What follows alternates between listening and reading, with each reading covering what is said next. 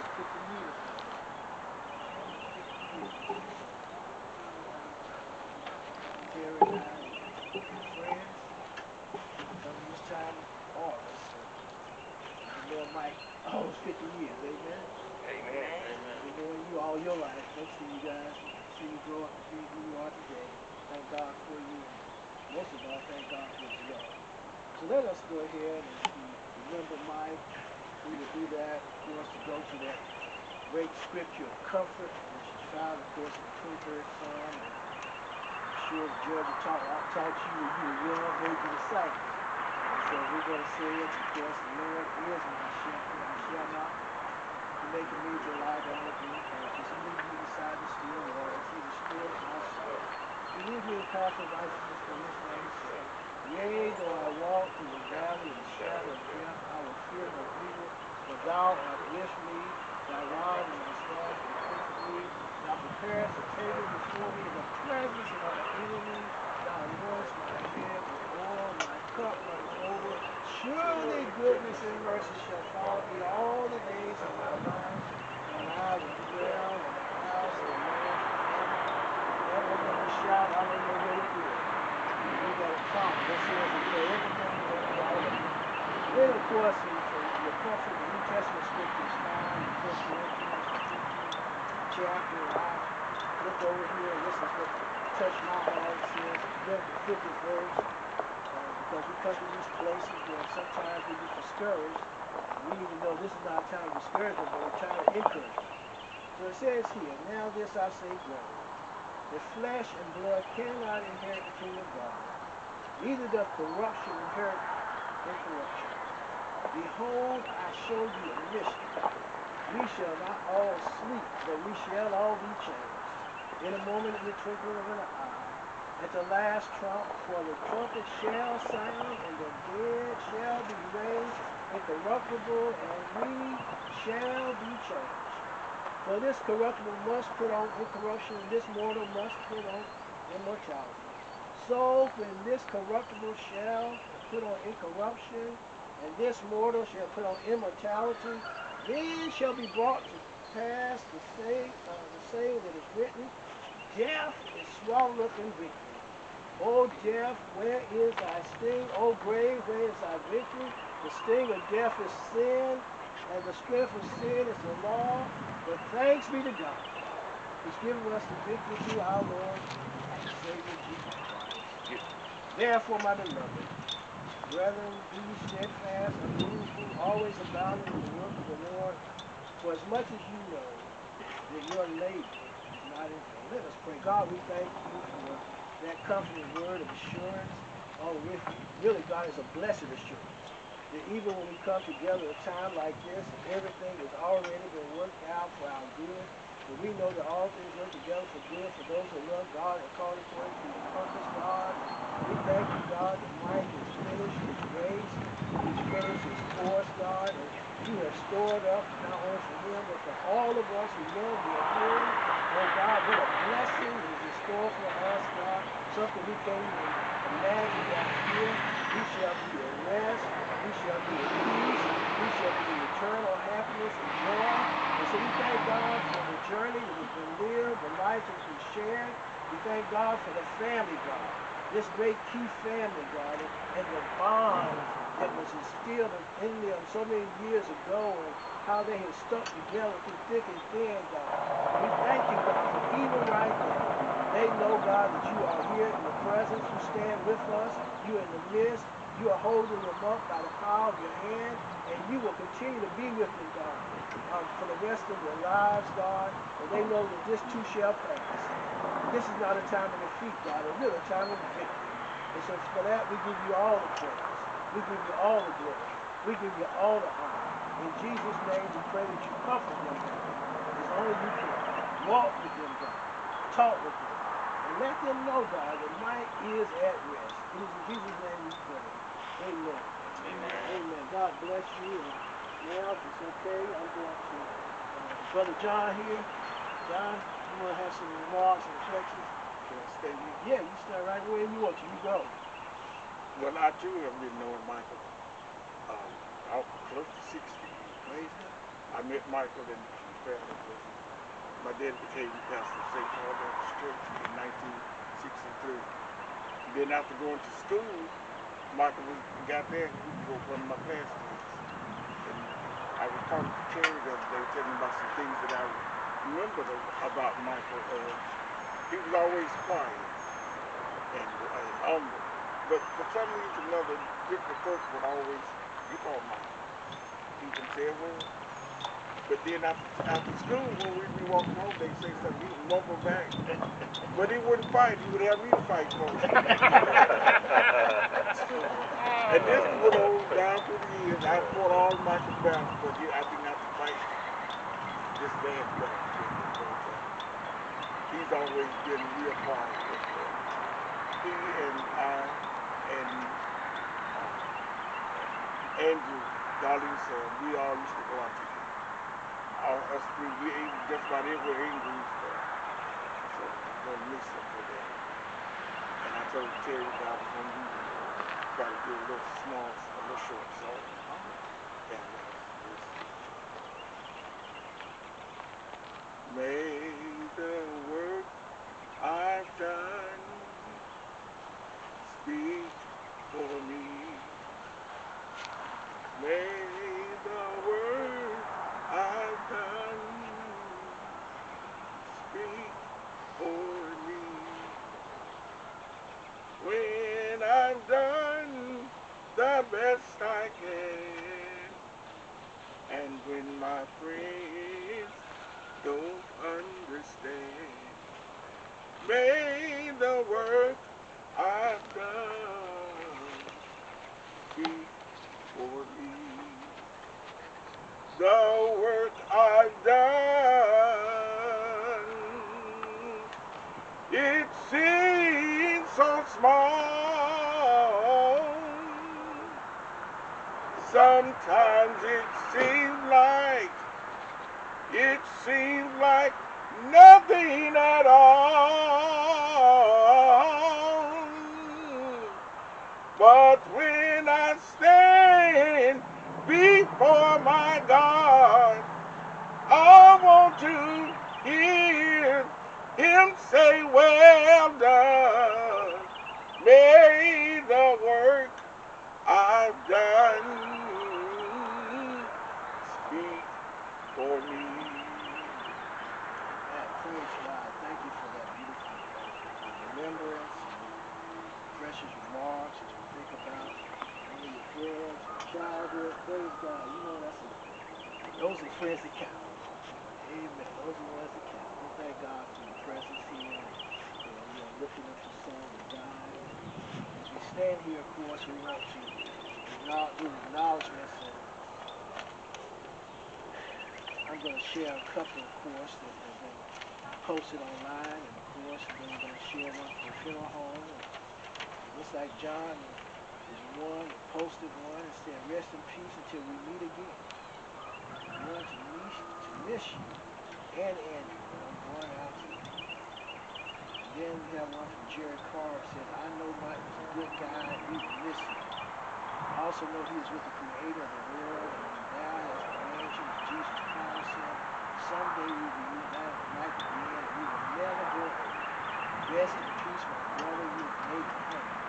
God bless you always. Love you." Praise. That's a sermon in and of itself. Amen? Amen. Praise God. Look, I tell you what. Look, that's it. Look, that'll preach. Amen. And then, of course, from the Perry J. Brown Funeral Home, you have, I'm sure they're going to make some additional remarks, but they have a thank you card, and they want you to know that, first of all, they appreciate your service, and I'm sure Charles is going to say the same thing. He says, "Thank you for allowing the staff of Perry J. Brown Funeral Service to assist your family during a difficult time of life." That's Charles E. Coop Jr., who is a former nephew, and of course, our childhood friend. Amen? Praise God. Stand with him and serve the family and family movie. And that's a keep going. That's what we do. And so let me just share with you some thoughts that I had when I was thinking about life, about what I could say to you at a time like this. And then I had to start, I just simply had to start saying, God is good. He's good. And yet all the time, God is good. And when we think about that, we have to say God is good even right now. If you look at the scriptures, and I was looking at the 90th Psalm, and I'm going to come back and refer to that. The 10th verse talks about the days of our years are what? 60 years and 10. And for those of y'all who wasn't no math majors, the English majors, that's 70 years, y'all. And then look, God was gracious and gave Mike more than that, amen? I mean, 70 years. Look, they weren't counting like counting black folks. They wasn't talking about black men. Y'all knew we grew up in a time when black men didn't even make it this lifetime. And God, we've lived through everything in this country. We've taken the nation on our backs. We built it up by the strength of our brow and God's help. We survived so many things. And for to even be blessed with the longevity of life of 70 years, just lets us know God is good. And then as I thought about it, and I was thinking about God, and there's some things that you got to have before you leave this planet. There are three things that are really essential. The most important thing is love of God. You got to love God. You got to know Him for yourself. And then I thought about Georgia Key. And Georgia Key made sure that all of y'all were introduced to God at an early age down there at St. Paul's Baptist Church. And she put the fear of the Lord in y'all. I know she did. I know she did. And so he had that love of God early and acknowledged it at an early age. He realized who God was. So let's put a check mark there. He loved God. Amen. And then, of course, the Bible talks about honoring your father and your mother, huh? Lord have mercy. Everybody knows y'all couldn't stay in George's household and not honor her. Amen. Look, you had to honor Georgia Keith. I knew Georgia Keith. Lord knows. And George, he loved his mama, right? He honored Georgia. You better check that block. He loved his mother. Amen. And then the Bible talks about how we should love one another. And we start out, and you can't love anybody if you don't love your family first. You know what? Right. You got to love yourself, yeah, but you got to love your family. And God knows He loves y'all. Right? He loves y'all. And y'all love Him right back. And that's important, that you got love with family, love with friends. Jesus said love one another. But if you can't love your family, and y'all loved them, and you loved and cared for them, I know you did, you took care of them. And you did what you're supposed to do, and He loves you. And I looked at Terrence Remorse, and Terrence talked about he was a man. Yeah, he was a man, because when you got a big brother, the big brother is the man. Y'all look up to the big brother. Big brother has a role to play in the family. And he said, he took you to the bus stop, he took you, walked you to school, walked you wherever you had to go, took care of you, put some of you up on his shoulders. That's what big brothers do. And then you love him right back. He loved his family. Then he loved his friends. John, lifelong friend. Lord, you don't have too many lifelong friends in life. Oh, you can count them. Most of the time you count on one hand. If you got them on two hands, Lord, you're blessed. But when you can tell a friend, now friends gonna be there when times get rough. Friends gonna be there. Look, friends. You know what friends like? You don't even have to call a friend. Friend is you don't have to talk to a friend, but when you pick up the phone, that friend will be there for you in time of trouble. Your friendship is a moment like this. I remember when my mother died. I looked around. You know who there? My lifelong friends. So I'm sitting right here. I didn't have to call. They were there. My daddy died. Guess who was there? My lifelong friends. That's what friendship. That's love for one another. Amen. Amen. Let's check that block. He loved, one another. But now I said God is love. You can't love anybody. First you gotta love God. But then the 1 John, the 4th chapter, talks about, that you have to love God, and then it says you have to love one another. And then it says God is love. And that's where I started out. He's good. God is love. And now let me bring it home full circle. We talked about this longevity of life, how you're blessed, and you had more than 70 years of life. But what the shout is in that song? The shout is, it says, that you only going to live for a set period of time.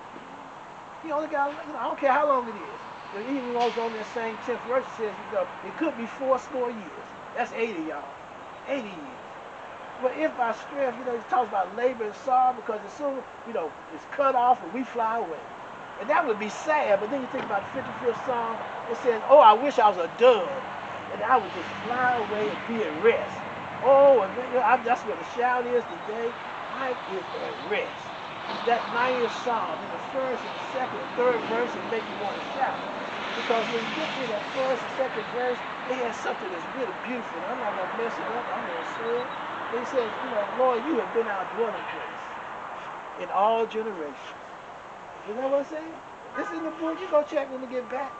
And then he says in the second verse, before the mountains were brought forth, or even thou hast formed the earth and the world, even from the everlasting to everlasting, thou art God. I mean, God was there before we got here. And you know, the beauty of it is, God knew us before we even were. You know what? Before you were even conceived in your mother's womb, God knew you. Before you were a twinkle in your dad's eye, God knew you. Why? Because you were with God. Before you were that chromosome, before that sperm, that egg, and all that stuff got together, you were present with God. And then the third verse gives us a shout, because he said, when this life is over, that third verse says, you know, you talk about death and destruction, but you know what it also says? That you should return to me, you children. Return to me. Well, you can't return nowhere you ever been. If you returning, and God is our dwelling place, and we started out with God, and then we returning to God, what better place can we go when we leave this place? I know we're going to talk about earth to earth, and ashes to ashes, and dust to dust, but that's part of the process. The shout is that when this life is all over, we will be able to go home and be with God, where every day is sunny. There'll be no more dying, no more crying, no more sickness, no more sorrow, no more having to be anywhere else. In fact, when we get home, I'm talking about our everlasting home, we won't ever have to leave there again. Oh, there'll be some shouting over there. It'll be a good time every day. You'll be united with the loved ones, and you wouldn't leave there if you could. You know, might wouldn't come back here for nothing in the world. Well, when you done got victory, you want to come back into the land of sorrow? When you done made it home, what a time, what a joy, what a victory. So today we celebrate victory. We celebrate a life well lived. Let's finish this place down here. He's where the chilly winds don't blow. He's where you can never be separated from the love of God.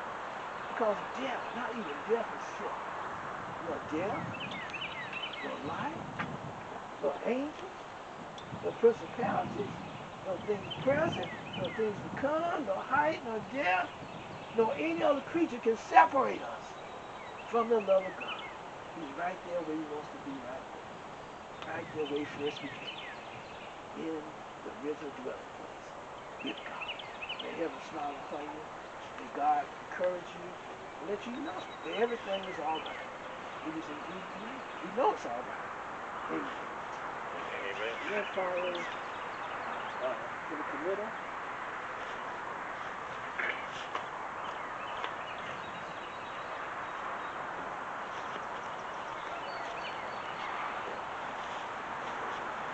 as much as God has decided to provide wisdom to take from us the soul of Ephesians 12, 19, like the Gibson bodies, ground, earth to earth, ashes to ashes, and dust to dust. But we know that this is not the end. But we hear scriptures whispering even to us about the blessing of the dead that die in the Lord. We're henceforth for the Spirit. For what? For rest from their labors. Good thirsty for God. Might rest, peace, and live this place, all the time, now we will be trusted and be ever present with the Lord. Now, let's repeat the Lord's Prayer, and then we're almost out of here. Our Father, which art in heaven, hallowed be thy name. Thy kingdom come, thy will be done, on earth as it is in heaven. Give us this day our daily bread. And forgive us our trespasses, as we forgive those who trespass against us. And lead us not to temptation, but deliver us from evil. For thine is the kingdom, and power, and the glory, forever. And now, for the benediction. Now to him who is able to keep you from falling, present you faultless in his presence, and in his glory, exceeding great joy, to the only wise God, our Savior, be all glory, majesty, dominion, and power, both now and forevermore. Amen. First of all, I'd like to thank Reverend Allen for the kind words. And I would like to thank the family. I was at the funeral home and I was trying to had a viewing going on. I said, Lord, you need to let me connect it to the graveside service because this is family. When you know the family for this amount of time, it's like family. So I was able to get here, and I'm just truly thankful and honored to handle Michael's homegoing service. This service complete, and thank you again. Thank you. You're welcome. Thanks again. Always a pleasure.